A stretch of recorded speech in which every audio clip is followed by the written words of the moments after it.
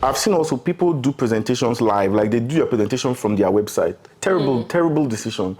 There was a time when I would do make some decisions with designs because maybe it looks good or maybe I wanted to be that way. But now I know how to make certain trade-offs and I understand when something is not going to work. This is the first episode of Lekki to London. On this episode, I have a very special guest. He's a staff product designer at Wise, and his name is Great. So hi, Great. How are you doing today? Hi, I'm fine. Can you tell us briefly about yourself in 2 words? 2 words? Or describe yourself in a very simplistic way. That's also tough. I don't know. Nothing. I really don't know. Tell us something you want the people who are watching to know about you. One thing. That I'm happy to be here. That you're happy to be here. That's good. That's good. I'm also happy to be here. Yes. So that's good. Okay, great. Like, can you quickly run us through what growing up was like for you? Interesting. I think it was nice because it was, I don't know if there's still a middle class anymore in Nigeria, but I think I grew up in a relatively middle class family. I had a lot of siblings. I had 4 sisters growing up. 4 sisters, what position are you in that? The second. Yeah, the second. Yes, so 1 sister ahead of me, then 3 after me. I grew up in a very, quiet neighborhood, and my parents always liked us being in the compound, but our compound was big enough, so growing up was very controlled in a way. So I never really had friends outside of school. I didn't have friends never. And where was this happening? In Warri. In Warri, yeah, okay. So I grew up in an estate called Soko Estate basically a farm, to be honest, but people confuse the farm and Warri all the time, so it's fine. So it's actually a farm. So, but I was my sisters a lot to watch TV together. We played outside together. We did a lot of stuff together, and then aside from that, it was always the odd holiday with siblings in other towns or cities outside from where I was growing up. But that was it. Then aside from that, there was school, which was relatively good. Did you school primary, secondary, and uni in Warri? No. I did everything till uni in Warri, and then I moved to Port Harcourt for university. So was it in Port Harcourt that you started design things, or was it before Port Harcourt or after Port Harcourt? I think a mix of Port Harcourt and Warri. Even while I was in uni in Port Harcourt, of course, I would still go back home for holidays and stuff. So I've always had a techie, not really tech, computer interest. So phones, laptops and stuff. So I used to do some design stuff with MS Paint and Photoscape and stuff like that. And when MS Paint, what year was this? I was a child, I don't know. But some MS Paint stuff, I used to from school, I used to do some stuff, secondary school. But that was everybody, I imagine everybody used to do that. So it didn't really count as much. But Photoscape, I started doing that in Warri. But in Port Harcourt, it became more of a thing because I started making cover art for people. Because people used to sing a lot in university. Yeah. A lot of people had music aspirations, mixtapes, singing, rapping. So it's easier to be the guy outside and just do their cover for them. And it was really cheap. I used to do for 5K. I would make your cheap. album art for you. It wasn't, 5K is good money. My allowance for a month was 10K. So you were making half of your allowance from one cover art. Damn. Yeah, so you were eating good. I was trying. So that's what design would start, I imagine.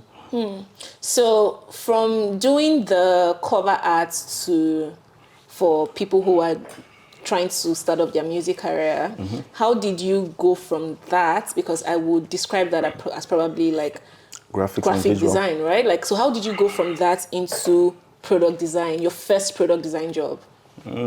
So I also studied computer science in school while all this was happening, and I started off actually programming. I used to, from year 1, started writing code in QBasic, and then a lot of other languages, some archaic, outdated languages like Fortran and DB4. DB4. Some crazy, stupid languages. But then, and I really enjoyed it. I really liked telling the computer what to do, and it would do it. So I used to make games. Okay. When I started learning QBasic, the thing is that I didn't enjoy programming for the programming of it.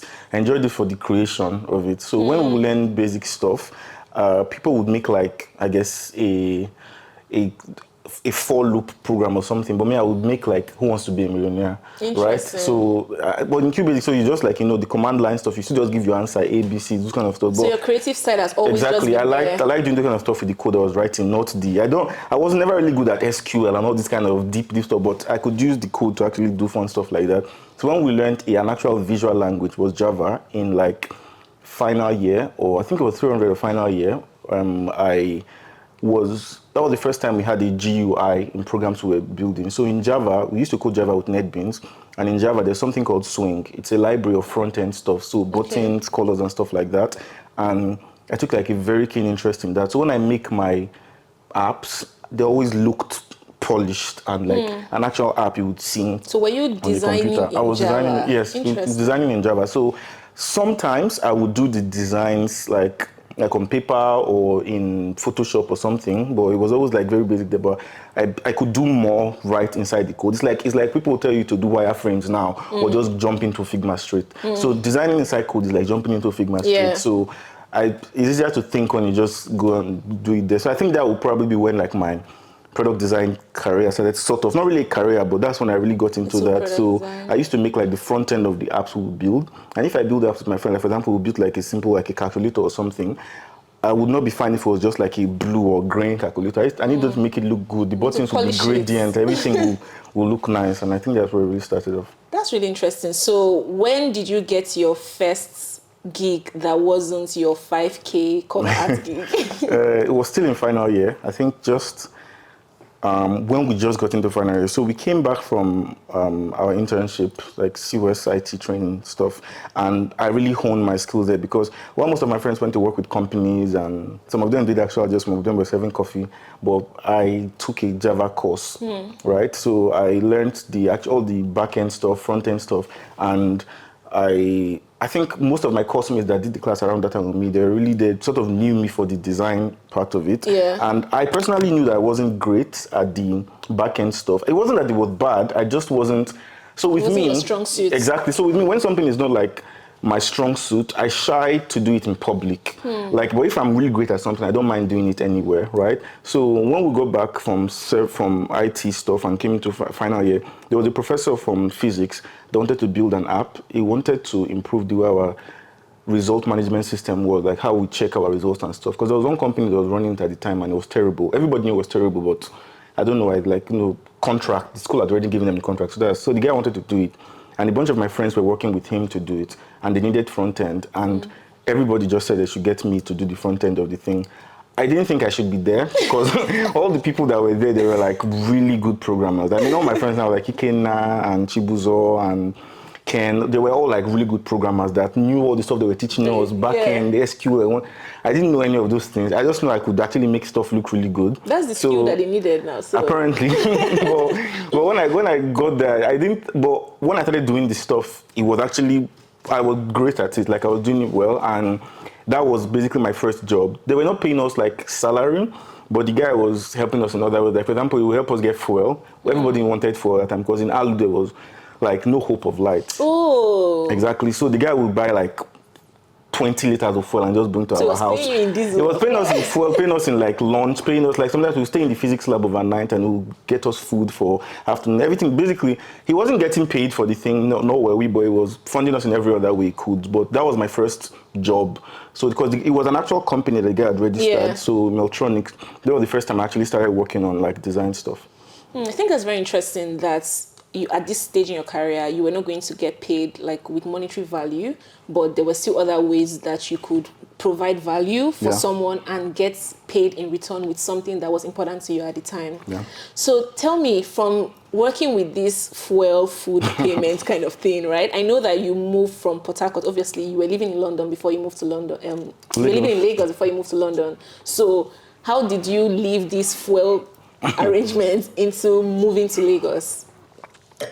Well, for the further arrangement, another thing is that time, we thought about it in terms of experience because nobody actually, he never offered, I will pay you with experience, but we knew that we needed like work experience. We needed to work on stuff to get a job outside, right? So it helped because on the project I also worked on, actually now use all my branding skills. I did not know where they came from because honestly, I've just been doing random stuff before. I've not actually done branding. For that project, I did so much stuff. I did the logo for the company itself, for the app we're building. Came up with the name of the app. I did all That's the full branding work. Yeah, so actually, when we finished building the app, the front end, all the buttons, everything was there, and then I made like the box, the CD casing. Yeah. So the printing for the front and back, all the everything, I designed everything, what would be on the CD itself. I designed all of that stuff. I made sure when we went to the printers, everything looked good and all of that kind of stuff. So on Facebook, I was still on Facebook back then. This is like 2015 maybe. So we worked already in 2014. This was like 2015. Okay. I saw an ad for a job, Fourth Canvas on Facebook in Lagos, and they were looking for a visual designer, so like graphics. And even though that was not what I wanted, I had not seen any like product design or like programmer kind of job anywhere else. Maybe I didn't know where to look, but sure, I saw that. 2015, product design was still very behind very the scene. muted. Yeah. So I saw the graphic design stuff, and all they just asked for was a portfolio. And I didn't have one then. So I used all my Meltronic stuff. The app was called Blue Book. And so we had different versions of the app, one for lecturers, one for students. So I put all the stuff together, and some other things I've designed for Ken, because Ken was learning mobile development then, my friend Ken, and I designed some of the apps he was using to learn how to code. So I put all this stuff on the portfolio as well, and I learned all of this stuff on Behance. I look at people's portfolios on Behance, yes, and I did that together and sent it to Fourth Canvas. I honestly don't think I did an interview because I sent the portfolio and then I got on another call, and then they said that the portfolio item was one of the best ones they saw and they would like to hire me. The offer was for 30K, but I had to live in Lagos. So then I was still in Port Harcourt, but I mean my dad's house was in Warri, so that's where my house was. Right? And it was now, I just had to now convince my dad to let me move to Lagos. That was just all that I had What was your plan when you get to Lagos? There was no plan, just to get the job. Yeah, so I was lucky in the sense that I had friends. So I had a friend. So in Port Harcourt, housing was easier because my sister just got admission. So I was living with her. She was living in my house, to be honest. But since we're carrying over, it was now a house. So I had a place in Port Harcourt. I had a place in Warri because that's where my family is. Then I had a place in Lagos, so to speak, because my friend, Ikenna, that was living in school with me, his family lives in Lagos. Okay. So his mom was very open to me coming to live with them. So that's my story to tell my dad, because he wouldn't want me to go and get rent a place and stuff on a 30K salary, right? So I just had to convince him that it would be fine to live there. So when you were planning to move to Lagos, did you have this big dream of what was going to happen when you got there, or it was just a thing of I'm just going to take this opportunity and ride with it? Yeah, I honestly, now that I think about it, I didn't have a plan of any sort. I didn't see it as a career. I just knew it was a job, and I didn't even need the money. I don't know why I thought I didn't need the money, but I didn't need the money because I wasn't getting an allowance anymore, right? But I was sort of just getting by. And before I moved to Lagos, I moved to Warri first before the job date started. So I was in Warri for a few months. And when I moved to Lagos as well, I was in the house with the family. There's food and there's light and there's everything. I was not struggling to get by, even though that would have come at some point. I was still really young. At this point, I was maybe 20 or something. And I was not really thinking about my future and dreams and stuff. So honestly, I did not have a big plan. I just wanted to work at the company. And what kind of work did you do then when you moved to Lagos? Branding work largely. I was told that there will be branding work, which is the main, and there will be some product design stuff. They need UI for website and stuff, but there was hardly ever that. I worked there for 4 months, and there was only ever one UI work there. It was just branding work I did. So you left after 4 months, and where did you move to then? I became a freelancer. I left the company because the company was leaving Lagos, and I didn't want to leave Lagos. I'd already liked living in Lagos by that time. And what year was this? This was 2016. 2016. I moved to Lagos April. A year after they were moving out of Lagos. They were moving to Lagos that year. They were moving away from Lagos. I moved to Lagos April 2016. The company was moving to Akure by June or July of 2016. Oh, just some months after you came. Yeah. Most people moved with them, but I didn't see the need to. So where did you move to? I just stayed where I was. I was just a freelancer. I was still in Lagos, and I just didn't have a job. And I was looking for stuff online, and I found 1 or 2 contract jobs in that time. There was one that was in Lekki, actually. So I worked in Lekki it was a contract for I think 2 months or so, and that's what I did for a while before I found my first actual product design job. Tell me about that, please. Okay. So after I left Fourth Canvas, I think I was unemployed for like a month, I think. And in that time, I met some people Instagram, Facebook, all of this was through social media, to be honest, because my first job was through Facebook, not really directly, but I saw the ad there. Then the second job, I saw a design person that I've been following, because I followed a lot of design people on Instagram, and Koka Oluwafemi, he posted about a job on his story. I think there were stories then. Either a story Social or media is so powerful. either a story or his page. And I asked him about it, and I was like, "Oh, like, let me know," because I don't know where he saw me before, but I think he liked my work or something. Oh yeah, to be honest, I think I was doing a series, like the couple that around the time I was still in. There's a lot of stories here that I think I'm confused.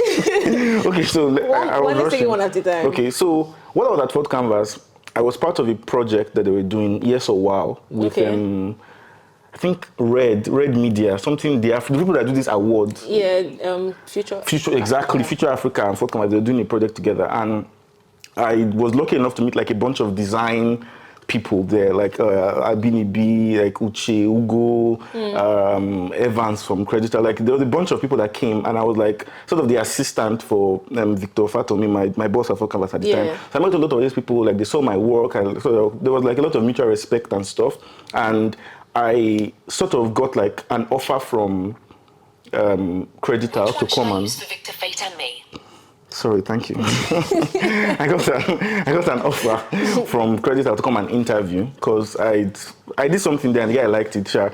And and the guy liked it, and I think I met Coca around that time too. So basically there was this sort of mutual respect among some of the designers around the time. So I guess that's where Coca got the idea, and he told me about this gig. So, but while that was happening, I was doing this series on Instagram then, where I would do like a design every week, I think. Not UI stuff. Sometimes it's UI, sometimes it's illustrations. I would draw something, sometimes like very random stuff, and they were always really getting like good comments and stuff. There was one time I did like I drew the National Theatre. There was one time I drew like things from Adventure Time. Sometimes it was UI, and so he had seen my stuff, so he recommended me to this company in Lekki, and I was doing like UI freelancing stuff for them. And I also saw TEDx Bagada at the time. So I saw them on Instagram as well. So I used to follow Bovi on Instagram, and he spoke at TEDx Bagada. And I was a huge fan of TED, and I was living in Bagada. And I was like, oh, if there's a TED thing in Bagada, I would love to be a part of it, right? Like I wanted to volunteer to do something for them. And they needed help with they needed a mobile app. They needed someone to help with design, like a volunteer for design. Because it's a non-profit, so everybody there is helping. So I joined to help them do this thing. And there was a guy on the panel, Femi Taiwo. He was like a benefactor, like he was a rich guy and a tech guy. So, and when he saw the designs I did for the app, he really liked it. And his company in Design ITS, they were looking for a designer at the time. So just by volunteering to help TED do their designs, Femi saw the work and he offered me a job straight to join Fourth Canvas. We need to pause. So now you've talked about sharing your work. Yes. You've talked about volunteering. Yes. And landing a job because you volunteered. I think those things are really, really important, because I get designers asking me all the time, like, how can I get like my first job? How can I get my first job? But sometimes that first job is not necessarily going to be an offer, a very great offer. Yeah. It has to be you like putting yourself out there to a certain extent and choosing to want to help, and then opportunities can come from there.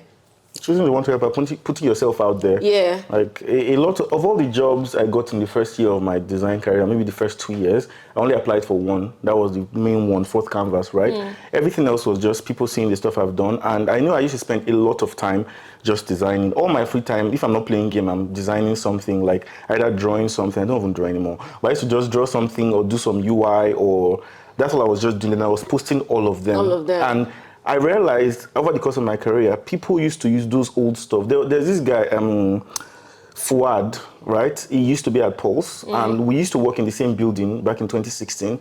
And the reason why in Fuad's head I'm a good designer till today is because there was a project I did on Instagram where I just used the font he liked.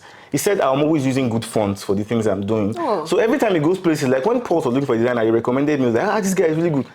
I don't know why things sound good, but that's how we sort of became friends. But it's just I would just design stuff and put it on Instagram or put it on Facebook, and people will just see it and have an impression of you in their head. They might not tell you, but they will be bringing your name to rooms that you are not inside. And I think sharing your work and just actually doing the work is really important. So where were you working, or what opportunity was on your table at the time when you thought about leaving Nigeria?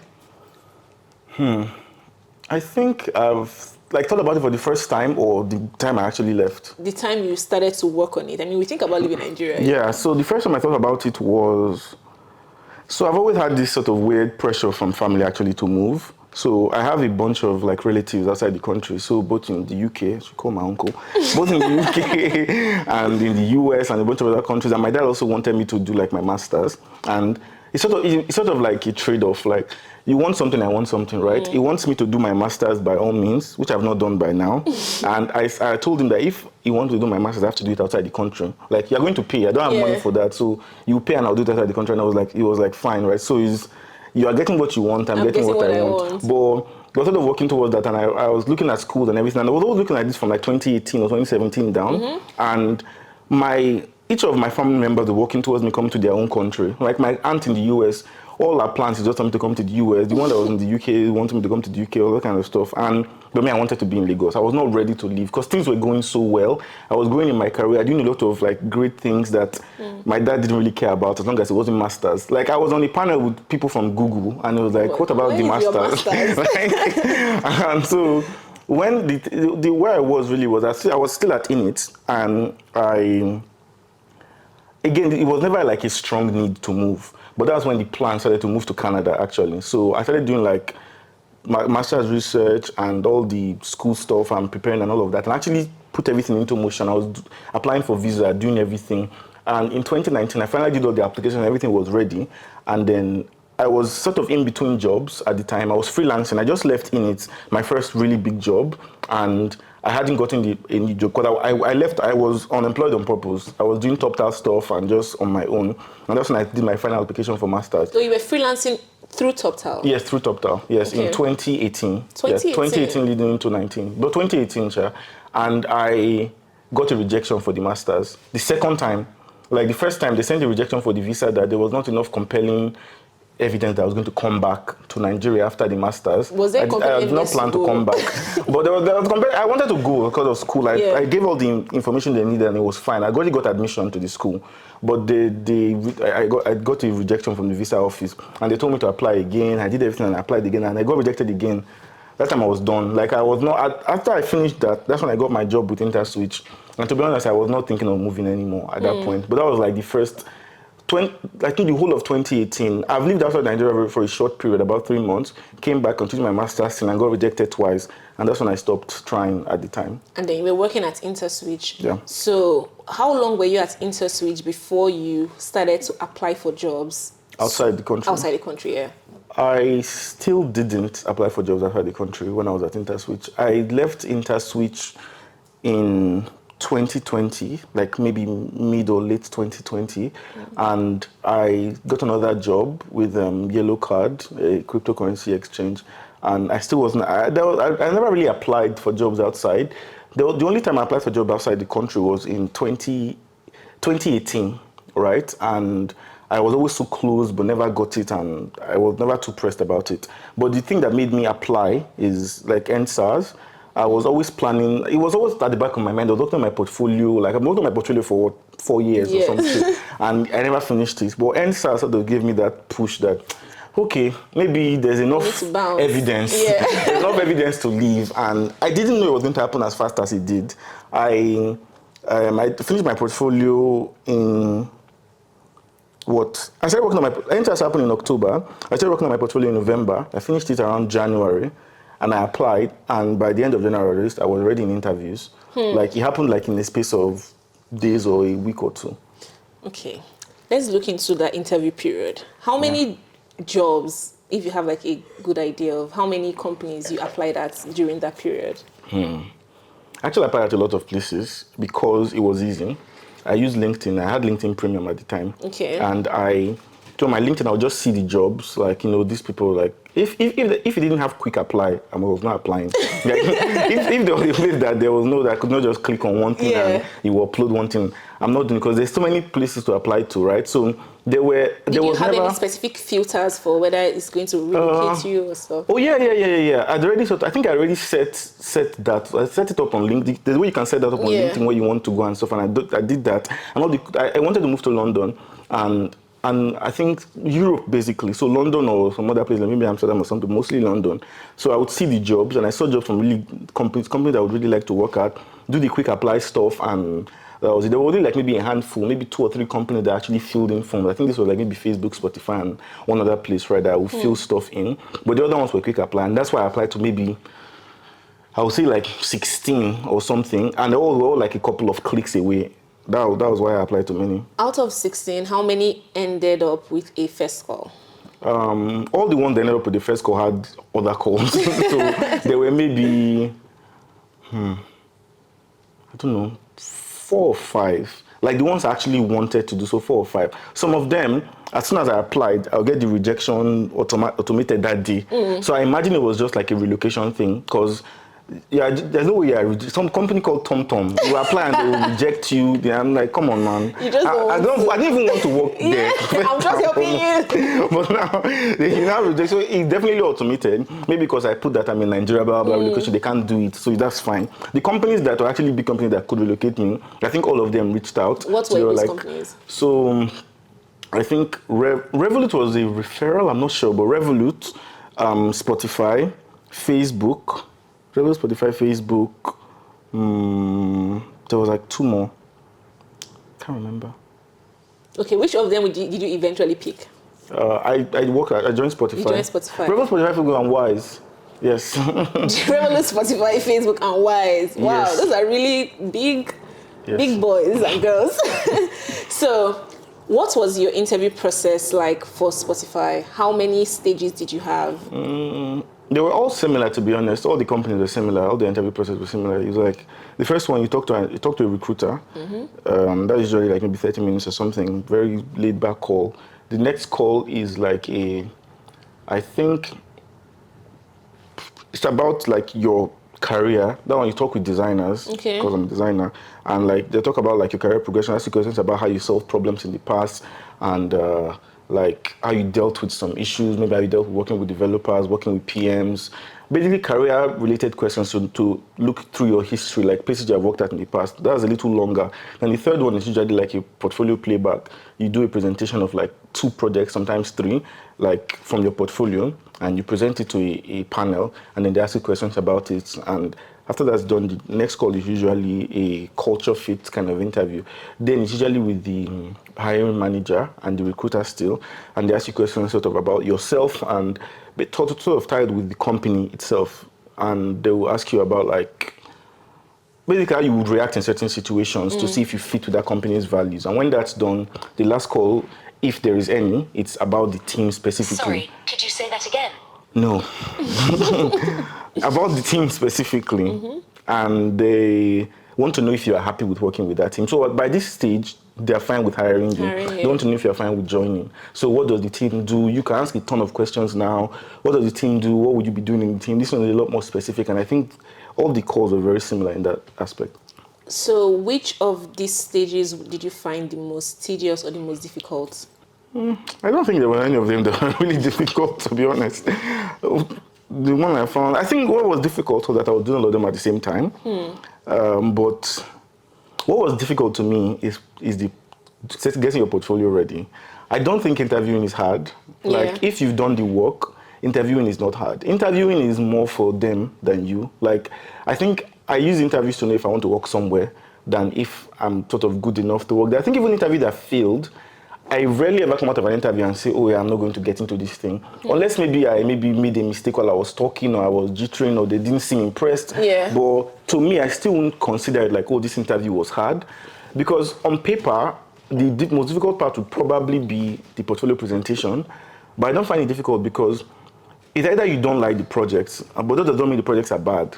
That's the projects you have worked on. Yes, the projects I've worked on. Maybe they don't tie in with what you are what people are building or what you want. That does not mean it ties with another company something like that's fine. Like I've been in interviews as well. I've been on the other side of an interview when I'm interviewing someone to join a really big company, and I look at the work and I'm like, this work is good, but I don't think that's what we need right now. So that's why, to me, when I'm interviewing as well, if I'm talking and I feel like people are not impressed with something, it just feels like this is not what this company is, and that's fine. So are there strategies that you use to pick the projects that you want to present? Yes. Can you tell us, please? I think you should make so with presentation, I've seen also people do presentations live, like they do your presentation from their website. Terrible decision. Don't terrible. That was the first thing I did. That was the first thing I did when I was doing my first presentation at Spotify. So Spotify, the good thing about Spotify is that their portfolio presentation is broken into two. The first presentation is done with only one person, just a manager and you. You do the presentation with them and it's very laid back. It's like 30 minutes or something. They will now do another one with a larger panel of like 4 people.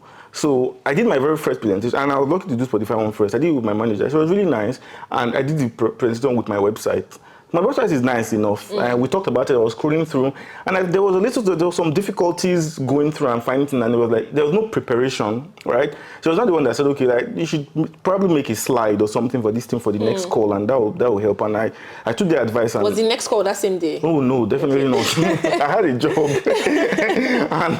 and since then that was like really big tip. I've done presentations in the past, but I was doing it. Sometimes I'll do the website, sometimes I'll do the presentation, but always prepare a slide. The slide helps you know exactly. It's like teleprompter. You set up exactly what you want to say, and in the subtext you can write what you want to say too. Like I always use Keynote, so in the bottom I will now put the things, and like, oh, this is this screen. I will put like bullet points of what I want to say on this screen. Even if it's a joke, I'll put the joke there, like a reminder of how to get into the joke or something, and just put everything down. And super helpful. I think that's the biggest tip I can give. You don't think you can do the presentation off your head.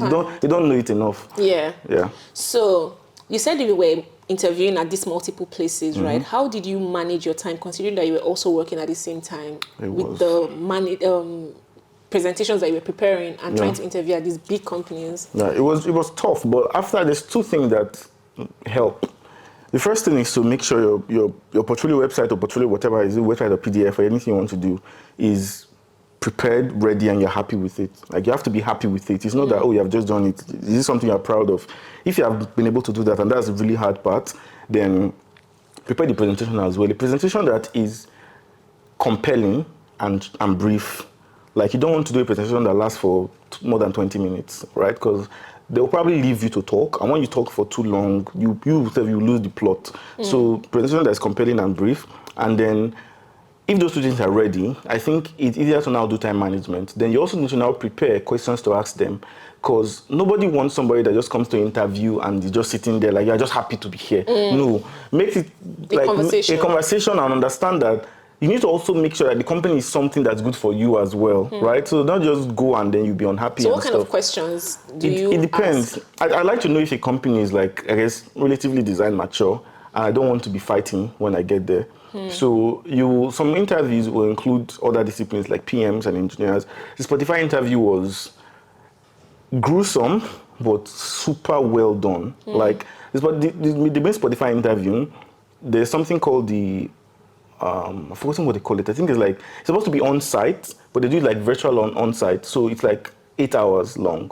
So you meet with not everybody, but every discipline you're going to interface with. You meet with the PMs, you meet with the engineers, you meet with researchers, you meet with everybody, and at the end of the day, you meet with designers and do all this stuff. So it's a good way to get a good insight on how things work at the company and how you be working. Some companies try to do a very like distilled version of that and put like maybe one engineer, one this, one that on the presentation call, but it's not really the same, but it's still well intentioned, I guess. But in terms of preparing for this, I think like if you had those 2 things ready, your presentation and then a good portfolio that is backing you up, time management is like being able to spread all these things out. Don't think you can do like 2 in one day or something. You'll just be exhausted. I used to take like a day off. So in a week, I'll take maybe 1 or 2 days off, like a day off for the interview. If I have a really long interview in a day, even if there's like 5 hours left, I won't work for that day. So I'll take like Thursday off and tell the people that I'm interviewing with ahead, okay, I can do Thursday. Then I'll plan for that day and do the calls. If there are 2 very, very similar type of calls, I can sometimes do 2 in the same day. Like if maybe I'm doing like let's say, what do they call it? Like culture, whatever type Culture of fit. interview, a culture fit. I can do 2 in a day. If it's like a short call, maybe an hour or maybe 30 minutes, I can do 2 of those. But make sure you just plan your time well and try to not do them the same days as you are working. It helps to sort of clear your mind and so you don't have to context switch. Because interviewing all on the its own time. is a job. It's a hard job. It's a very hard job. And interviewing with multiple big companies is even harder because there are multiple stages and having to prove yourself throughout those sessions and then coming back to work to prove yourself again, too much proving. So you've gotten the job at Spotify and then you moved to London, this big city. But from the story you're telling us, this is not the first time that you're moving. You've moved for a job before, which was when you moved to Lagos. What would you say was different about your move to Lagos and your move to London? I moved 3 times. 3 times? I moved to Kenya for a job as well. I moved to Nairobi in 2018. I was even much younger then. So the difference is that the move to Lagos was very different because I was moving to where I had the semblance of family. I had an aunt in Lagos, and I had like my friend Ikenna. His family was like they were really close. So it was not really that bad. Like there was everything, basically like a family. There was all the things set up, so it was not that hard. And Lagos is also Nigeria, so it's infinitely easier to move within the same country. All the culture is the same. You don't have to learn too many things. I found this on the web. But so moving to Kenya, the thing was, and London again is like culture shock. There's a lot of things that is different.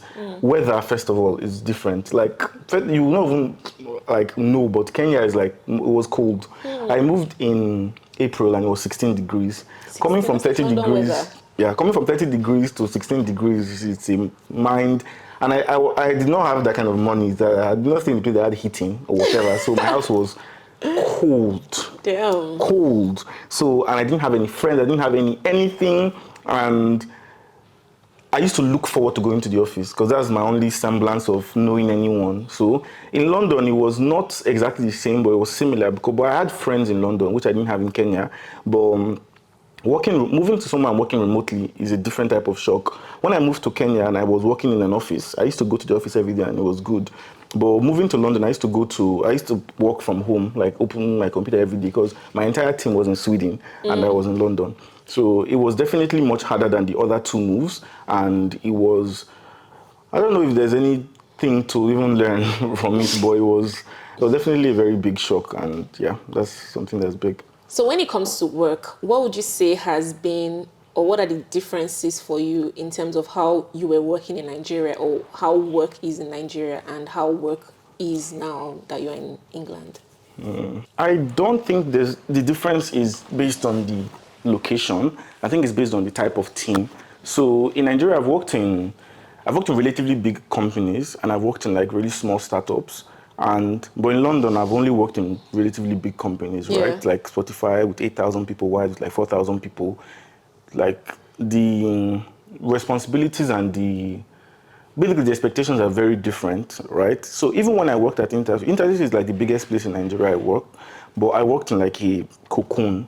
So I was a contractor. So I had like my team. I didn't interface with InterSwitch. I interfaced with the team of the projects we're building. So this is maybe 10 people, 15 people at the very max. I had like a project lead, wonderful guy that was like always like next to me with stuff. He's the one that will like tell me if something is not good enough. He's the one that will sort of do my battles for me. I never met like Mitchell or met like the big people there. There was the one that used to go and do those kind of conversations for me, and it was like very easy to do those things there. And if you have like a week or even a month where you are not producing anything, you are just blocked or you are not having a great time mentally and things, it's still fine. People understand that. They know you are not bad because they've seen your work and they just know that you are struggling now. Doesn't mean they won't pay you your salary. You just keep trying and you do and it's fine. But here, that's not there. At Spotify, at Wise, none of that is there. It's like the difference is really just, I think, here, it will be harder, here and also with the stage of my career, it will be harder to get a 15-man job or something. If you get a 15-man kind of company, it will really be a young startup that is either can't pay you enough, right? Or if they can pay you enough, they are definitely unstable. Any 10-man company that has enough money to pay me, right, I don't think I have job security.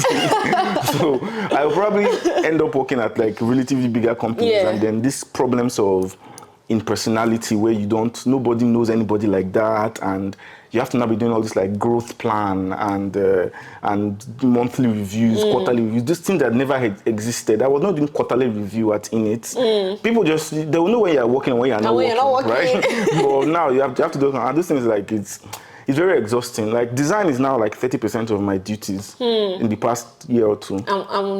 What's 70% like? Maybe under 30% is like bureaucracy, and then like 40 is meetings. Okay. So now you've moved from Lagos to London and you joined Spotify, the music company fave. And from Spotify, you moved to Wise, the fintech company fave, right? But now you're a staff product designer. I think so many people watching here have the same curiosity as me in terms of what does a staff product designer do, because it's a very high level that so many young designers do not have people in their immediate circle operating at that level. So can you just tell us what that job is like? Like, what does it mean to be a staff product designer at Wise? I think it's a natural progression. And there are probably people operating at that level that just don't have the title. So it's a natural progression in terms of if you've been doing something for a while, you get to a point where your opinion matters because your opinion just works. Like, it makes sense now, you know things. Like, if there was a time when I would make some decisions with designs because maybe it looks good or maybe I wanted to be that way. But now I know how to make certain trade-offs and I understand when something is not going to work before it even happens, right? Yeah. And I understand like when to test, when not to test, or when to be nonchalant, so to speak, and when to double down on something. Like, I think all of this is just like natural progression because I've been doing it for so long. I know the things like the particular project I'm working on right now, and I'm working on it with some visual designers. They're a little maybe mid-level or something, and the amount of freedom I see them exhibiting work, I don't have that freedom anymore mentally. Like, I'm allowed to do whatever I want to do on this project too. Yeah. But my head is I've thought of accessibility, thought of practicality, thought of usability for 7-8 years that I just can't do some things. Like, for example, on the project, the guy was mocking up like the way cards can look like on the app, and he bent the card in one way, tied it in one corner, and people were like, "Oh, this is a decent." To me, I think it's a good exploration. We're not going to ship this, but we're not going to ship it, but it's a good exploration. But when I'm designing, I find it hard to do this kind of stuff because I know I won't ship it, and it's a waste of work, so I won't do it. But do it for your passion project. Yeah, exactly. So, what's your typical day like? Living in London, working as a staff designer, chilling, doing meetings. What does that day look like? A typical day at work, or a typical, like, is it a Monday? Are we talking or a general It could day? be a Monday, it could be a Thursday. Any day you decide to tell us about.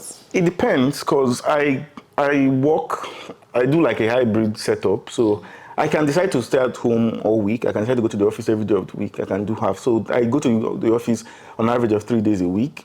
And if it's a day I go to the office, it's different from the days I stay at home. So the days I go to the office would be waking up in the morning. If I wake up early enough, I'll get ready and go straight to the office. But if I don't wake up early enough, I'll do my morning meetings at home before I leave. I leave for the office before lunch. So, but let's assume like I don't have like too many morning meetings. I go to the office, I sometimes get like a hot chocolate or something, depending on the weather. If it's like summer, I'll probably get like iced coffee. There's a really nice coffee place like just near the office, and I like because it just tastes nice. Not that I even like coffee, but I will get to the office, set up and probably do at least one call. There's usually a call before 12, almost always. Sometimes it's not my business, but I'm added to the call. People just add me to calls for no reason. As a staff designer, you need to show up. I'll just join to just have context on the conversation, and then probably go for lunch with some of my colleagues. I really like my team. It's a relatively young team. There's some old people there, but a relatively young team, and we do a lot of stuff together. So go for lunch together, then come back. And if I'm at the office, I probably have like a 2 to 3 hour window sometimes when I can actually get some work done. So I like to sit somewhere close to the edge of our work area and just like do some work, usually like on Figma or maybe just user testing, like putting videos together or something, but mostly Figma work. And I never check my email, but sometimes I do. And by 6, maybe 6:30 or something, I'm like getting ready to leave to come back home. more of like on a normal day, I'll probably cook when I get back home. So I subscribe to HelloFresh and I just make like a quick dinner and either play a game or watch a match if there's a match on. So that's my very average day. But the days I'm at home is very different. So I don't get ready as early on days I stay home because I wake up later. Yeah. I wake up just in time to start work and I just get ready for my first meeting. My work starts by 9, so I can wake up just before this. If my first meeting is 8:59. If my first meeting is 9:30, it's down 9:15. I wake up and just doing the first call and do all of that. Then after I'm done with those early calls, that's when I will not get ready for the day to back and all that kind of stuff. Then I'll do like breakfast. I do breakfast on days I'm home. If I'm going to the office, I probably don't. I've never ever made breakfast before going to the office. Never, ever in my life. But if I'm at home, I can make breakfast and I'll like relax. And those days I can also like lay down after a meeting. I hit Zoom. So after every Zoom call, I come to my couch and lay down for a bit before going back to whatever. So the more call you put me on, the more lay down time. The more lay down, it's directly proportional. So if I'm doing 2 hours Zoom call, I'm laying down for about 20 minutes. Oh, 20 minutes. Okay, yeah, okay. 1 hour call, 10 minutes lay down. So and then go back to like this. So but I figure that I'm a bit more productive at work. So if it's like deep work, I can only do deep work at home, like work that's like really long or whatever, I can do it at home. But general work, I'm more productive at the office than I am at home. Cause do you know why that is? I find it harder to focus on small pieces of work at home because I can leave it, I can be on my phone, I can walk to somewhere, I can just start vacuuming for no reason, I can do some random stuff when it's not like deep work. If it's like a big project, I can now take time and like relax and do it at home. Yeah. But at the office, I can do those smaller bits of work at the office because everyone else is working. So you can see them and you will just do your work. But if it's like I'm designing one deep thing or it's very plenty, there are people talking, somebody will come and tap you, somebody will bring some, like those kind of stuff. I can't do it at the office. If the work is something I can do for like 2-3 hours, I can't do it at the office. I have to do it at home. Probably design in the night. Where you have your solitude. Exactly. So that's a good mix of the two. Great. You've told us so much today. Yeah. But I want us to leave with this final question. If there's someone in anywhere really watching this video and they are at a point where they are trying to make a decision to move, or they have already made a decision, but they want to know the things that they should be doing right now for that thing to be like, you know what, if I do this exact thing, there's a 90% chance that I can get a job that would move me to London from wherever they are. What do you think that they can be doing? It can be regarding their portfolio, their work, at their current companies. What do you think that they should be doing? I think it's a good focus on portfolio and work, because it's advisable to build a portfolio as you go, but it's very hard to do. I've tried to do that as well, but it's really hard. Like, for example, I've been trying to put the products I've been shipping at Wise on my portfolio, but there's really no time. It's really hard to do that. But if you can, that's a really good practice to do. But then also be very intentional about the work you do. If you want to leave, you should have an idea of the companies you would like to join. Maybe not by name, but by maybe what the companies do. Right? Let's say it's a fintech company or it's a company like in entertainment or like say Spotify, or you want to join Deezer, whatever you want to do. Like have an idea of where you want to go and start working towards those kind of projects, right? In those two things, there's two things you need to prepare for this kind of stuff. So the first stuff is the projects themselves, right? I wouldn't mention any names, but I've joined companies just because I wanted them on my portfolio, right? So just like do work like that, okay, this company would like to see this work, or this piece of work could be relevant to this particular thing that they want to do, and work on this kind of stuff. Like don't just just do random stuff, right? And don't chase money, chase impact, right? Yeah. If you want to leave, you get the money later, right? Chase impact. Like look for, if there's 2 offers on the table, this company is doing some revolutionary thing. They have an app that you press and people will have light in their house, right? And they are paying you 100K. And then this other company is paying you 500K, but they are selling a recharge card. Do the one that is giving people light. Like even if it's for a short time, 6 months, 1 year, do that. Yeah. Do the kind of product that can make your portfolio compelling. Like when because reviewers and interviewers are normal workers like anyone else, right? Person. But when they see your portfolio, they've probably seen many. You want them to see something that will make them impressed. Yeah. Before they actually start talking to you. You want to build a story for yourself before the actual story starts, and that really helps build the notes before the call starts. So that in terms of work, that's a good tip. Chase impact and not money for now. And then another thing would be like try to emulate what you will be doing when you leave. Like when you're in a company, that collaboration you probably do with a big team, do it with your team you have now. Like work closer with the engineers, try to see how they are thinking, work closer with your PMs, do things you have not done before. Like if maybe your company does not do testing, right? Try to get them to do, try to influence conversations like that. Because when they have this interview, they'll be asking you all these questions. You need to have an answer. Definitely. It's easier to have like a true answer than make a story up, right? That's why I say interviews are not hard for me because they're exhausting. No, don't get me wrong, they are very, very exhausting, but they are not hard. Like I can interview right now for a company I don't plan to join. Like it's question and answer. Like either you like it or you don't like it. So if you actually do the work, there's no need to manufacture an answer from somewhere. Work with your devs right now. Like actually know what they are doing. If a dev is spoiling your design, as people always say, know why he's spoiling your design. Like is the person just lazy? Which is what do they used to? There's an idiom or whatever that goes both ways. Like don't attribute to malice what can be attributed to incompetence.